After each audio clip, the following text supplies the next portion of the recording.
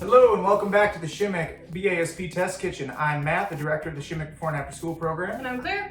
And today we're going to be doing something we're calling Fermentation 101.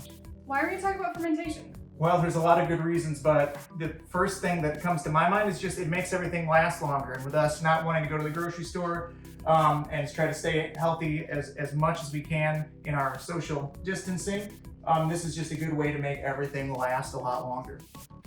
It's also a really healthy way to eat. You may have heard people talking about probiotics in yogurt, and that's just a really fancy way of saying that while it's feeding you, the food is also feeding the gut bacteria that live in your guts. For sure, for sure. It's also just delicious. It adds a lot of flavor to your veggies that you're not going to get otherwise with cooking or just eating your raw veggies. It gives them time to absorb the salt from the brine, and the brine itself develops a very nice sour flavor over time. And the longer you leave it, the more sour that flavor is going to get.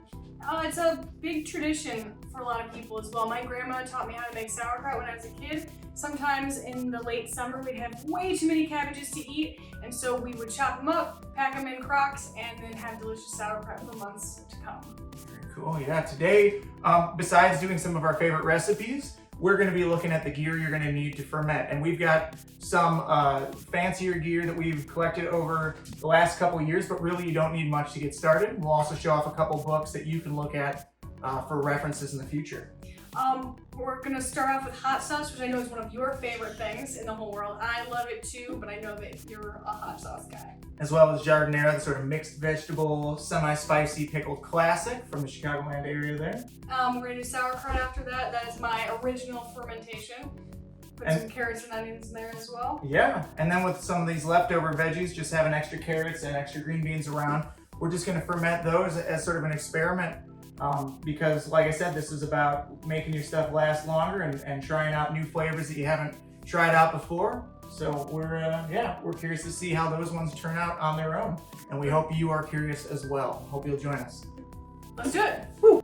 Now before we get started on fermentation proper, we gotta look at the gear that we're gonna keep all of the extra air and microbes and things out with. We've got some airlocks here. Some are nice enough to come with a pump to pull out the excess air.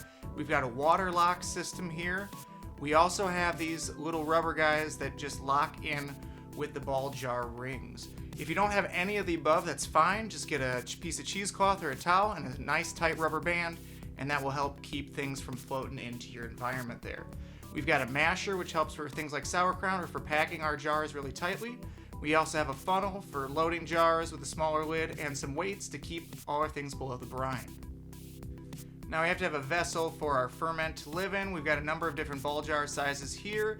I like the big ones just because I can pack a lot of brine in it, and a lot of the other things sort of fit with those rings. Now we've also might be using the brine or making kombucha and we want some carbonation, so we're going to want a tight fitted lidded bottle.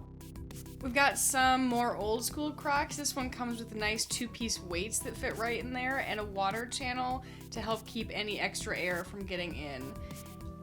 This is a super classic grandma style crock, definitely almost exactly like the ones my grandma had. As long as you have a plate that fits right inside, it will be perfect for keeping things underneath the brine.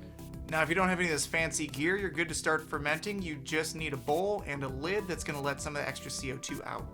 Now when we talk about fermentation, we're going to need to make sure we have the right amount of salt to create the right environment, so we're going to want a scale if possible. We really hope that you want to experiment with us here. On our next video, we're going to talk about troubleshooting and look at some recipes.